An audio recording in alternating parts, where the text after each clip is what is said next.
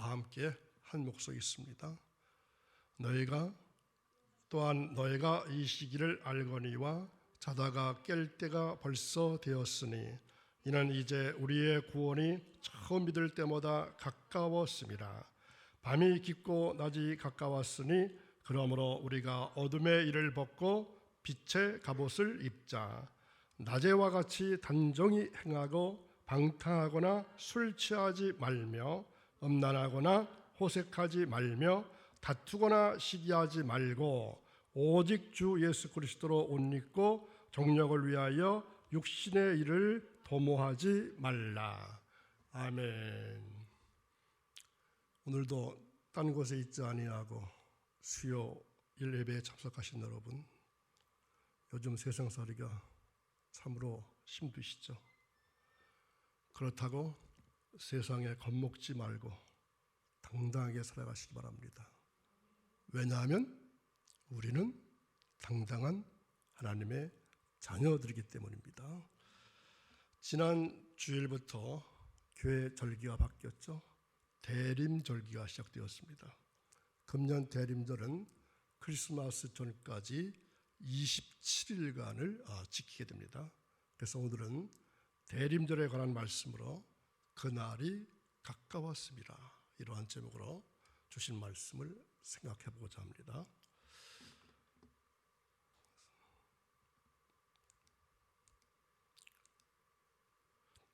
세월을 살다 보면은 가끔 정신이 번쩍 드는 때가 있습니다. 언제 그렇습니까? 언제 그렇죠?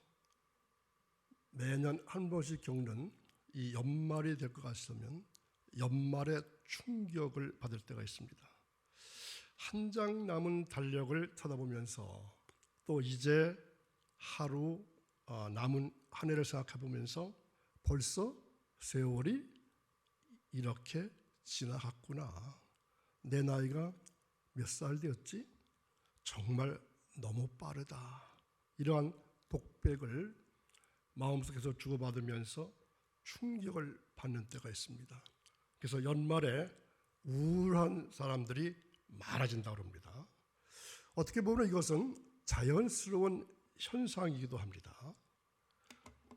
기독교인은 예수 그리스도를 구원의 주님으로 믿고 섬기는 사람들을 가리켜서 기독교인이라고 말합니다. 예수 그리스도께서 십자가에서 죽으시고 부활 승천하신 다음에 인간들에게 남기신 가슴 벅찬 약속이 있습니다. 모든 기독교인이 간직하고 있는 약속입니다. 세상의 궁극적인 약속, 그것이 무엇일까요? 예수님께서 여러 차례 걸쳐 말씀하셨고 성경 말씀의 맨 끝에 굳게 새겨진 그 약속을 우리는 알고 있습니다. 요한계시록 22장 20절 21절 말씀 두 절 다 함께 읽어보겠습니다. 이것들을 증언하신 이가 이르시되 내가 진실로 속히 오리라 하시거늘 아멘. 주 예수여 오시옵소서. 주 예수의 은혜가 모든 자들에게 있을지어다. 아멘.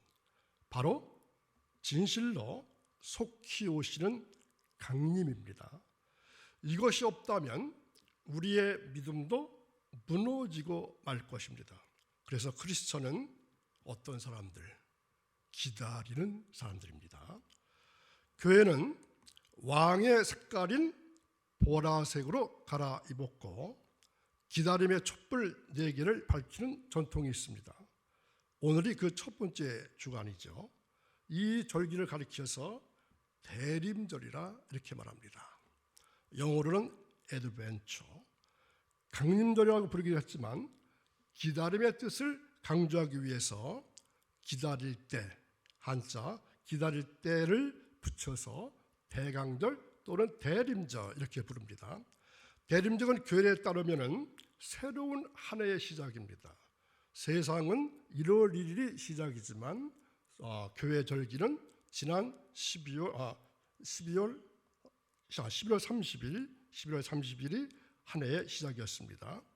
대림절은 주연절을 준비하기 위한 절기로 6세기 때부터 예수 그리스도의 초림과 재림을 지키는 의미의 절기로 확대되어서 기념하게 되었습니다. 즉 예수 그리스도의 초림과 종말에 있을 구원의 완성을 위하여 기념하는 절기입니다. 이 대림절 기간의 예전 색깔은 보라색입니다. 보라색은 따뜻하고 침착한 기품을 가진 희망과 동경의 색상입니다. 이는 왕의 존엄성과 참회 그리고 금식을 상징합니다. 우리가 이토록 기다리는데 속히 오리라 하신 주님의 강림이 왜 이리 늦어지고 있는 것인가를 많은 사람들은 묻고 있습니다. 우리는 그 대답 중에 하나를 오늘의 말씀을 통해서 얻을 수 있기를 바랍니다. 초기교회 사람들은, 초대교회 사람들은 곧 예수님께서 다시 오실 줄로 알고 매우 급하게 준비를 했습니다. 심지어 주님 오신다고 해서 일도 하지 않고 종말을 기다렸고 선을 행하다가 금방 낙심하기도 했습니다. 그들은 바울 사도에게 주님의 재림이 늦어지는 이유를 자꾸 물었다는 것입니다. 그러나 성경은 그 이유를 가르쳐주는 대신에 우리가 살아가야 할 자세를 더 중요하게 일러주고 있습니다. 예수님께서 강림하시면 세상의 모든 것은 끝나게 됩니다. 그런 까닭에 강림의 때를 어찌 보면은 인간보다도 더 애태우며 기다리신 분이 바로 예수 그리스도십니다. 죄 많은 일생이 하나님의 품으로 돌아오기를, 하나의 생명이라도 더 구원 얻기를 기다리고 계십니다. 하늘에서도 기다리시고 땅에서는 믿음을 가진 사람들이 기다리고 있습니다. 온 천지가 기다림의 시간을 살아가고 있는 것입니다. 사랑하는 사람을 간절히 기다리는 마음은 어떤 마음일까요? 마음과 몸을 바로 하고 그를 위해 기도하면서 다시 만날 때를 준비해야 합니다. 가슴에는 한없는 그리움과 용서와 자비를 품고 있습니다. 날짜보다 그 자세가 더 중요한 이유가 바로 이런 것입니다. 기다림의 아련함을 느끼게 하는 노르웨이의 가곡 솔베이지의 노래가 있습니다. 여러분 알고 계신가요? 이 노래의 주제가 뭘까요? 긴 기다림의 노래입니다. 노르웨이 작곡가 그리그라는 사람이 1875년에 작곡했는데 가곡이라 할 수 있죠. 이 방랑의 길을 떠난 주인공 페르 귄트라고 하는 사람이 돌아오기를 애타게 기다리는 솔베이지의 영원하고도 아련한 사랑을 노래한 가곡입니다. 이 노래는 이러한 사연이 있습니다. 노르웨이의 어느 산간 마을에 가난한 청년 페르 귄트와 아름다운 소녀 솔베이지가 살아가고 있었습니다. 둘은 사랑했고 결혼을 약속했습니다. 가난한 청년 페르 귄트는 돈을 벌기 위해서 먼 외국 땅으로 가게 됩니다. 가진 고생 끝에 돈을 모아서 10여 년 만에 고국으로 돌아오다가 국경에서 산적을 만나게 됩니다. 여태까지 모았던 모든 돈을 빼앗긴 페르 귄트는 그렇게 그리웠던 여인 솔베이지를 참아 볼 수가 없어서 다시 이국 땅으로 떠나서 거린으로 평생을 살다가 늙고 지치고 병든 몸으로 고향 땅에 다시 돌아오게 됩니다.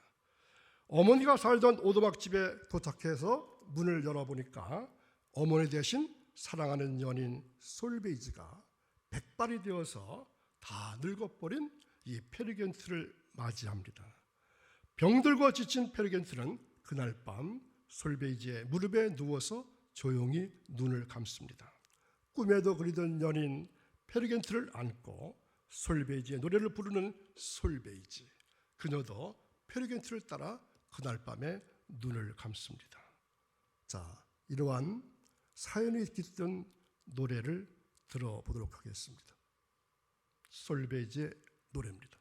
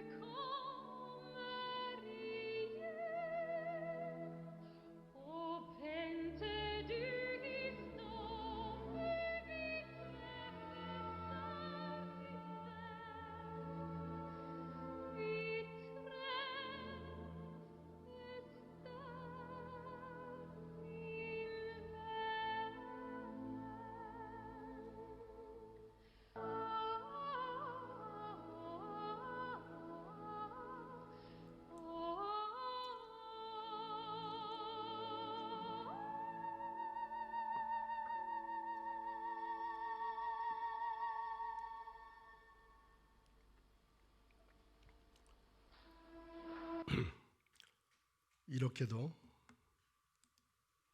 슬픈 기다림이 있을까 할 정도로 이 기다림은 우리로 하여금 매우 슬프게 합니다.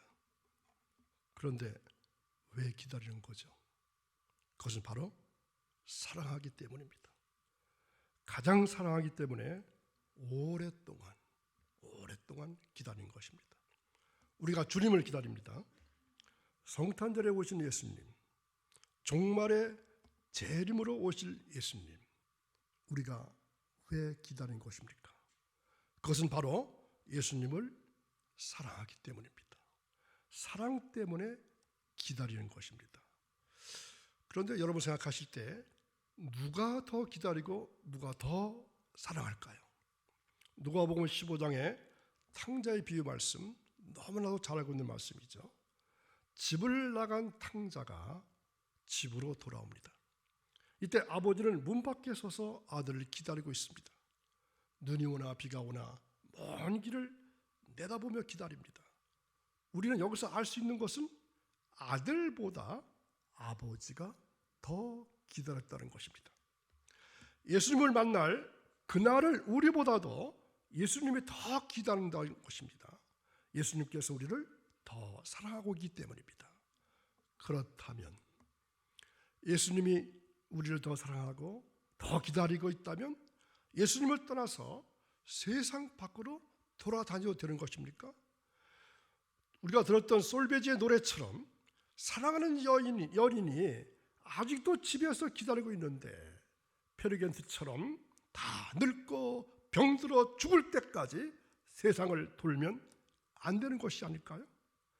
빨리 집으로 돌아가야 하는 것처럼 우리는 하나님 품으로 빨리 돌아가야 합니다. 초대교회는 예수님의 재림을 매우 기다렸습니다. 고대했습니다. 특별히 데살로니가 교회는 일을 하지 않을 정도로 예수님의 재림을 기다렸다는 것입니다. 그런데 로마 교회도 예수님의 재림을 기다렸습니다. 자, 읽은 말씀 11절을 다시 보겠습니다. 또한 너희가 이 시기를 알거니와 자다가 깰 때가 벌써 되었으니 이는 이제 우리의 구원이 처음 믿을 때보다 가까웠습니다. 아멘.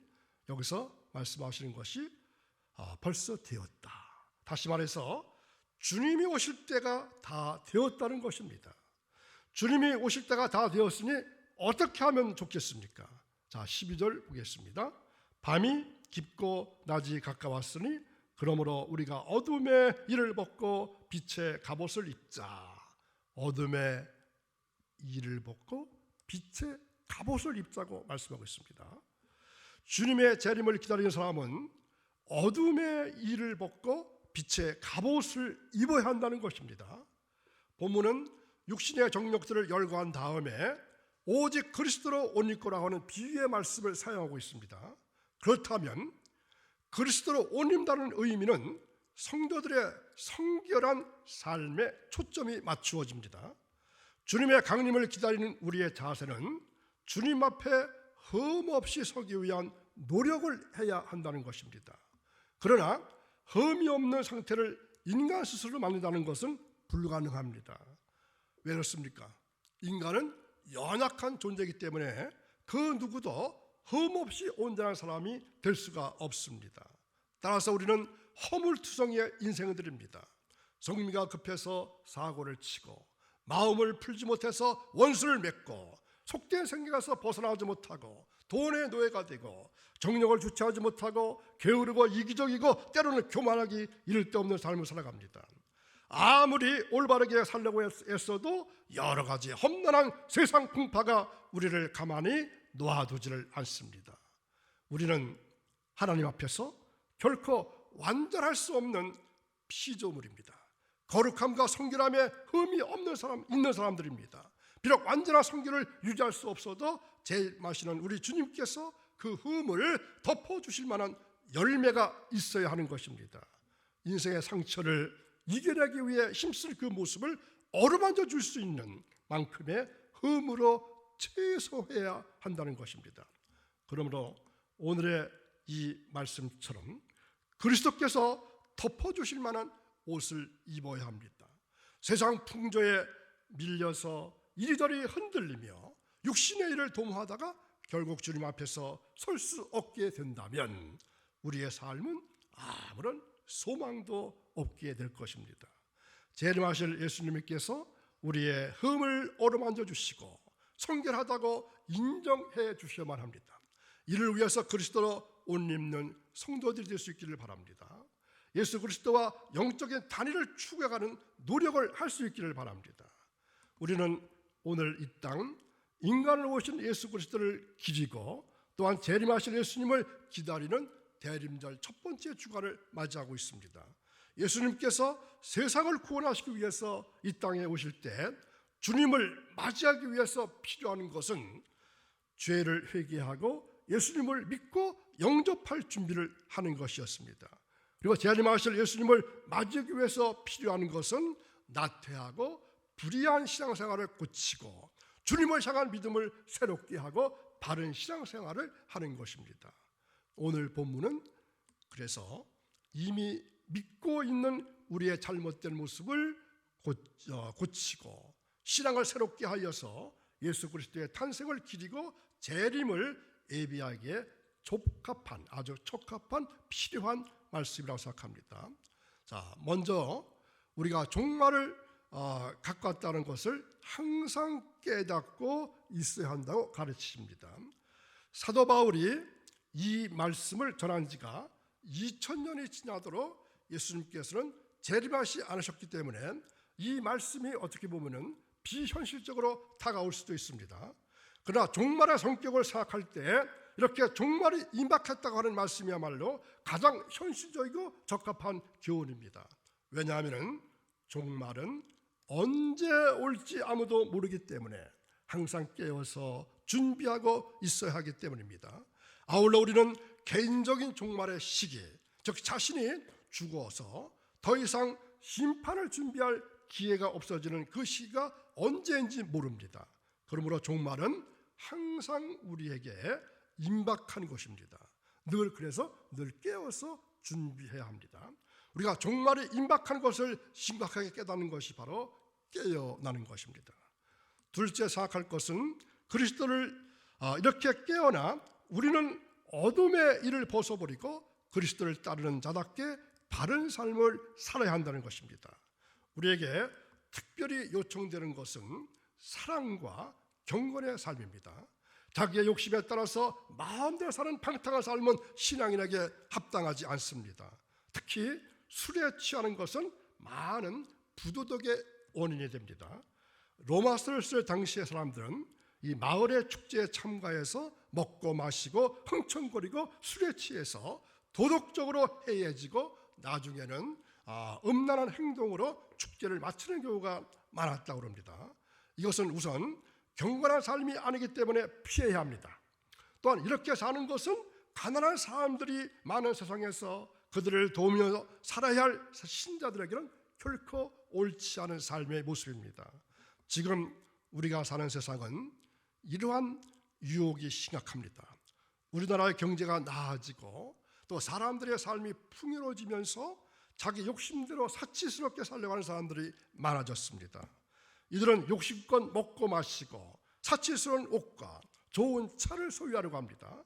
더욱이 술에 취하는 것은 우리 사회의 특징 중 하나입니다. 어떤 모습이죠? 어쩌면 우리 사회는 술 취하는 사회입니다. 우리 민족은 술 먹는 것이 참으로 특이합니다. 미국이나 구라파에서 식사할 때 술이 나옵니다. 그런데 그것은 하나의 음식입니다. 그래서 술 먹는 매너가 있습니다. 그런데 우리나라 사람들은 어떻게 먹습니까? 마구 먹습니다. 아주 깡술 먹기도 하죠. 또 폭탄주라는 것도 있습니다. 또 술 먹어도 한 번으로 끝나지 않습니다. 1차, 2차, 3차 몇 차로 술을 먹습니다. 술 먹고 자기만 기분 좋게 즐기는 것이 아니라 아무데나 밖에 나가서 토하기도 하고 고성방가도 합니다. 술 먹고 운전하기도 합니다. 자기 몸을 학대합니다. 인격을 학대합니다. 이것이 우리의 술 문화입니다. 개인당 술 소비량이 세계 최고 수준이고 특히 값비싼 양주나 이 포도주 소비에 있어서 더욱더 그렇습니다. 이렇게 방탕하고 술에 취하는 사회에서 성도들은 세상 사람들과 다른 경건한 모습을 지켜야 합니다. 오히려 이런 것들을 절제하면서 어려운 이웃에게 사랑을 베풀어야 합니다. 종말을 대비하기 위해서도 그렇지만 비천한 인간을 구원하기 위해서 비천하고 가난한 모습으로 오셔서 그런 자들의 친구로 살아가신 예수님의 모습을 본받기 위해서도 그래야 합니다. 그리고 셋째는 이 방탕과 술 취함은 성적인 부도덕으로 이어지게 되는데 우리는 이러한 부도덕을 심각하게 염려하면서 성적으로 거룩한 삶을 살도록 노력해야 합니다. 우리 사회는 성적 부도덕이 점점 더 심해지고 있습니다. 더욱 심각한 것은 많은 사람들이 성경에서 성적인 부도덕이라고 가르치는 것을 이제는 성적 부도덕이 아니라고 생각한다는 것입니다. 이런 사회에 살고 있는 우리는 예수님께서 하나님의 뜻에 따라서 인간을 심판하실 종말을 바라보면서 하나님께서 가르쳐주신 기준에 따라서 성적으로 성결하게 살기 위해서 최선을 다해야 합니다. 그리고 네 번째는 쟁투와 시기도 벗어버려야 하는데 물론 이것은 우리가 모든 분야에서 조심해야 할 일입니다. 사회에서도 이웃이 잘 되는 것을 질투하며 이웃을 이기기 위해서 다투질 말아야 합니다. 그러나 우리에게 더 무서운 쟁투와 시기는 교회 안에서도 일어난다는 것입니다. 같은 교회에서 하나님을 섬기면서도 우리는 쉽게 내가 남보다 더 훌륭한 사람이 되고 싶어 합니다. 그래서 남이 잘하는 것을 보고 시기하고 그를 누르기 위해서 그의 일을 방해하거나 잘 안 되기를 은근히 바라기도 합니다. 그러다가 당파를 짓고 다투기도 합니다. 더욱 이상한 것은 이러한 시기와 쟁투를 통해서 더 칭찬받는 성도가 되려고 하는 것입니다. 쟁투와 시기가 있다는 사실 자체가 이미 잘못된 성도라고 하는 의미인데 이러한 방법을 통해서 교회에서 남을 누르고 더 권세를 누리고 칭찬을 받는 성도가 되려고 하는 것은 매우 괴상한 일이 될 것입니다. 우리는 세상에서도 세속적인 성공이나 욕심을 이루기 위해서 쟁투와 시기를 하지 말아야 하지만 교회 안에서도 하나님의 일을 잘하기 위해서 쟁투와 시기를 하지 말아야겠습니다. 이러한 어둠의 일을 벗어버리고 구원의 자녀답게 단정히 행할 수 있기를 바랍니다. 이를 위해서 교회에서 질서 있게 사역하시기 바랍니다. 그리고 이웃을 사랑하고 높여주고 또한 성실하고 부지런히 일을 하면서 다른 사람들에게도 유익을 끼칠 수 있기를 바랍니다. 이렇게 사는 것이 예수님을 영접한 사람의 삶이고 예수님의 재림을 준비하는 자의 삶일 것입니다. 현재 우리 사회는 미움과 폭력으로 얼룩져 있습니다. 다른 사람의 의견에 반대하거나 의견이 다른 사람에게 일제히 달려들어서 공박합니다. 아주 초토화시켜버리고 맙니다.